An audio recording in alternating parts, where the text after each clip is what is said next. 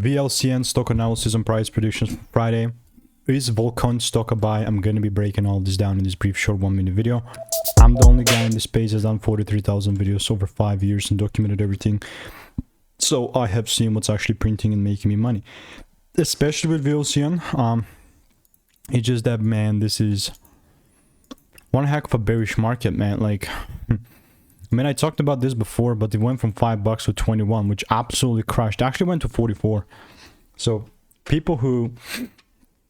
I was not people, you know, by the way. Like, I never caught this immaculate 8x 700% increase, but you know, it's gonna happen. It just never gave me the double break rules to take a sell there, so no trades got taken, and I just kind of ignored.